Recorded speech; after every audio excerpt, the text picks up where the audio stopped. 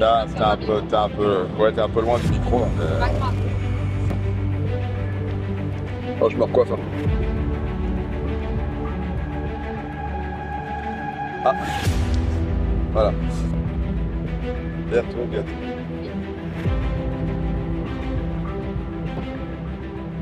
Allez, j'en vais en monnaie. J'en vais en monnaie. Je me rends pas compte de ce que je fais parce que personne me le dit. Mais moi, je le sais ce que tu as fait. Ce que tu as fait, c'est que tu as participé à changer ma vie et à me donner l'opportunité de vivre quelque chose d'autre, quelque chose d'exceptionnel, qui est en fait une vie normale, sans souffrance. Mais c'était quelque chose pour moi d'extraordinaire parce que j'ai souffert pendant 20 ans.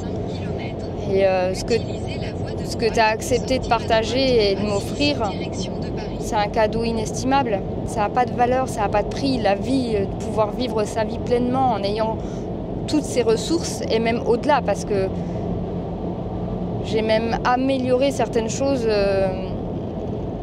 par rapport à quand j'étais pas malade. Donc oui, ça a une valeur inestimable, ça n'a pas de prix de pouvoir vivre sa vie pleinement, d'être en pleine possession de tous ses moyens. Et en fait, on ne se rend pas compte à quel point la santé, parfois, c'est quand on va bien, quand on n'est pas souffrant, on oublie à quel point c'est une chance d'être en bonne santé et à quel point c'est essentiel pour pouvoir vivre tout ce qu'on a envie de vivre. En fait, quand on a la santé, tout est accessible. C'est juste après une question de volonté, et de courage et d'envie.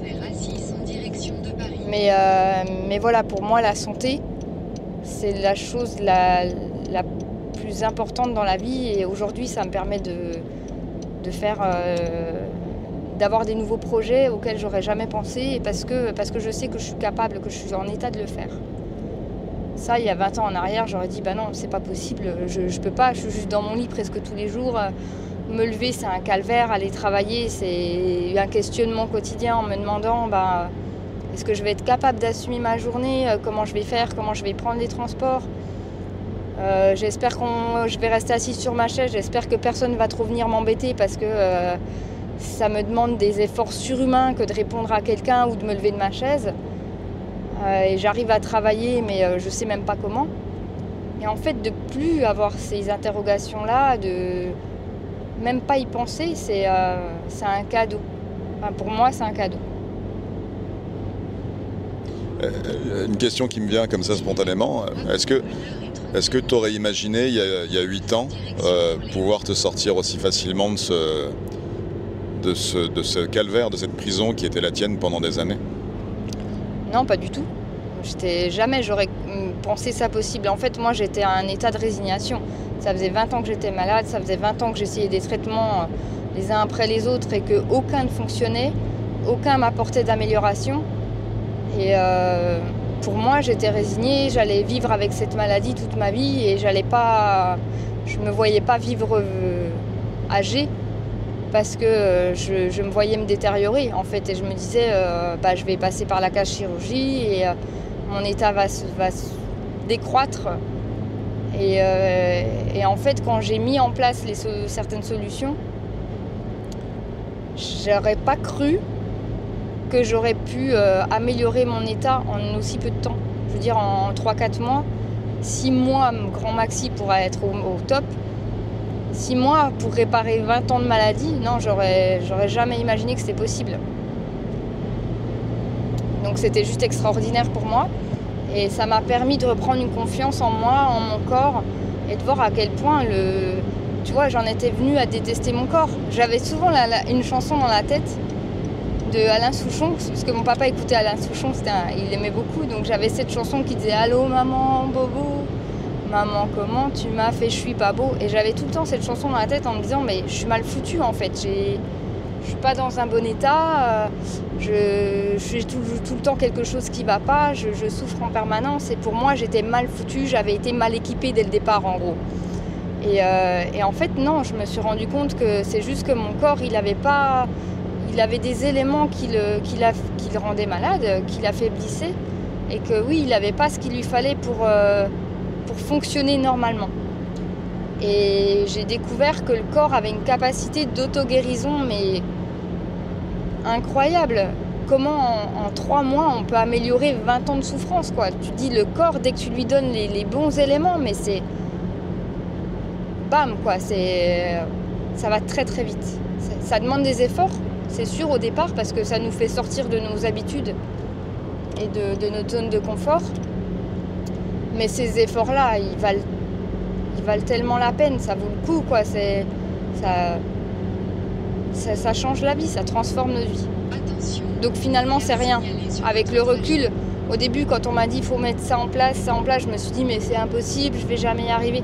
Ça me paraissait tellement compliqué. Et en fait, il faut en mettre un, après un deuxième, après un troisième. Et finalement, on y arrive petit à petit. Et en bout de course, après quelques mois, on se dit finalement, c'était pas si difficile que ça. Parfois, on se fait une montagne de petites choses.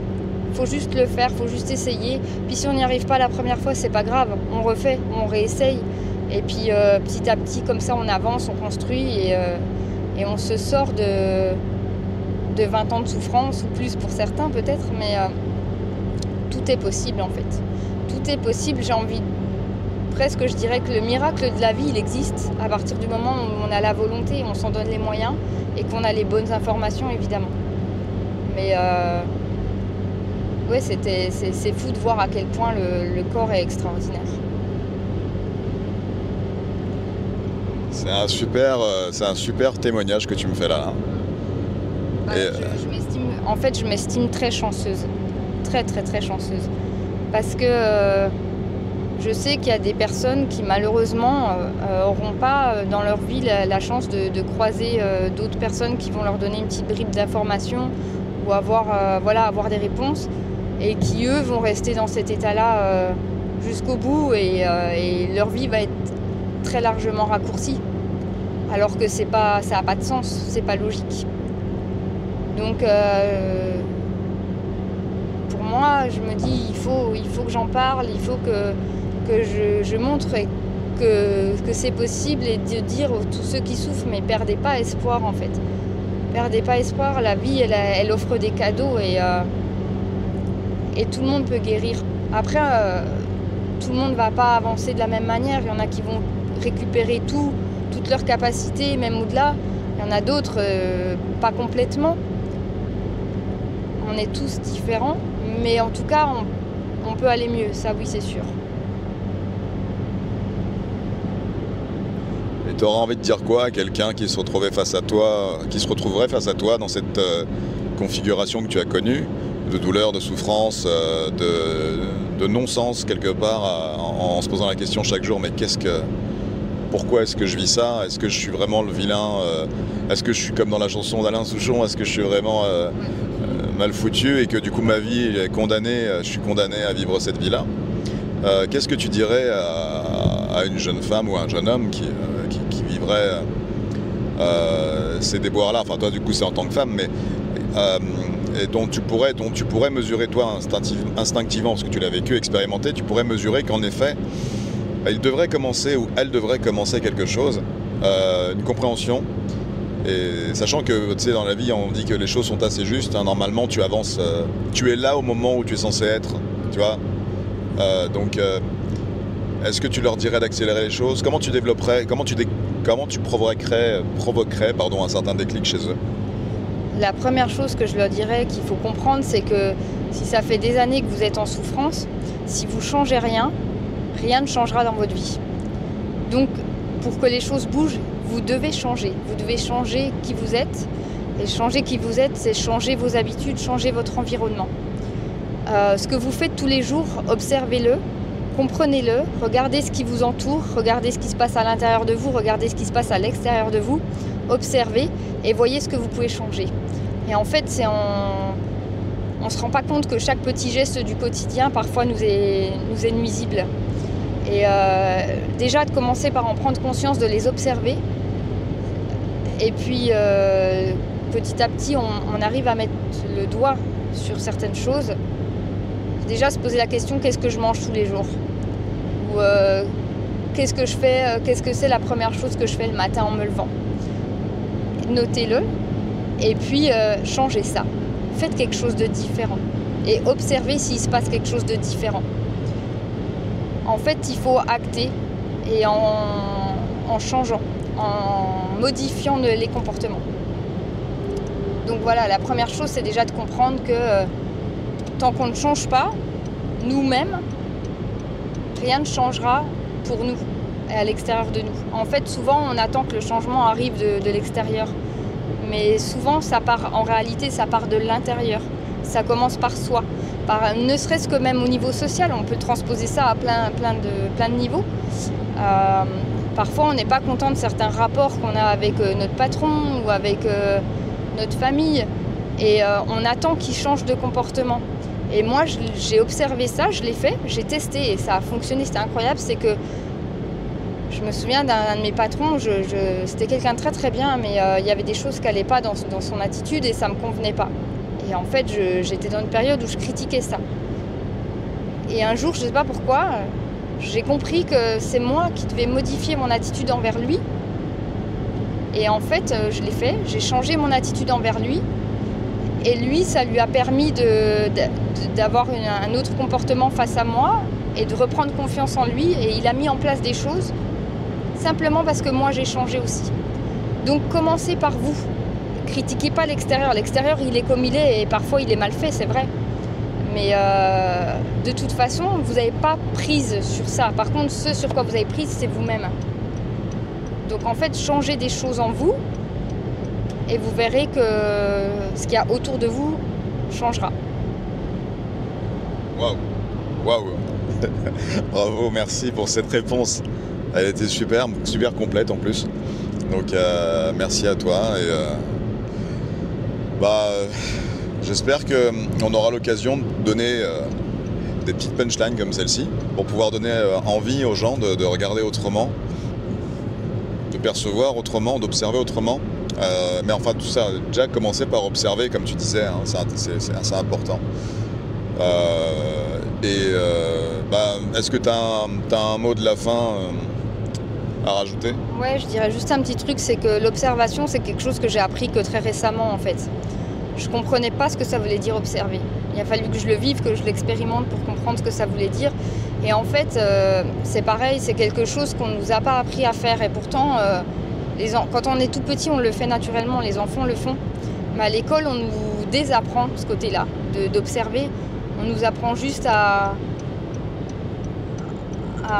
ingurgiter de l'information sans l'observer par nous-mêmes, sans la comprendre par nous-mêmes. Donc quelque part, il faut aussi se déconfigurer, se désinstaller les programmes qu'on nous a installés insidieusement pendant toute notre enfance, notre adolescence et même à l'âge en tant que jeune adulte. Il faut se déprogrammer tout ça et c'est en ça que toi tu m'as beaucoup aidé. Tu m'as appris à observer, à penser, en fait tu m'as aidé à prendre conscience de plein de choses. Et voilà, ça passe aussi par là, ça passe aussi par le mental, sur le fait de désapprendre tout ce qu'on a appris pour pouvoir refonctionner comme on devrait toujours fonctionner de manière naturelle, comme le fait déjà un enfant qui n'est pas encore passé par la case instruction de l'école en fait. La case déprogrammation et programmation formatée quoi. Ouais, c'est ça. Parce que quand on n'est pas encore programmé.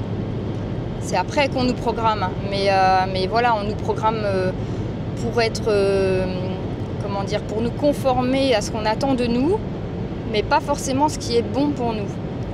Et donc voilà, il faut avoir cette compréhension-là et le courage de peut-être aller un peu dans un sens inverse de ce qu'on nous a appris et s'autoriser à faire des choses qui sont peut-être mal vues, pas acceptées par la masse parce que c'est pas, on va juger ça anormal parce que c'est pas ce qu'on nous a appris. Mais en réalité, ça commence comme ça. C'est pas être rebelle, c'est juste être s'autoriser à être soi-même en réalité.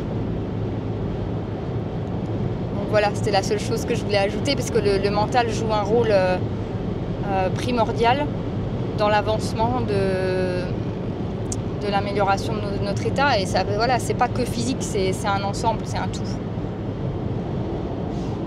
Écoute, merci beaucoup pour cette réponse complète à nouveau. Et on va inciter tout le monde, surtout si vous voulez connaître la suite, vous verrez des liens autour de la vidéo. Cliquez, abonnez-vous bien entendu, cliquez sur la petite cloche s'il y en a une, et on se dit à très très vite de l'autre côté.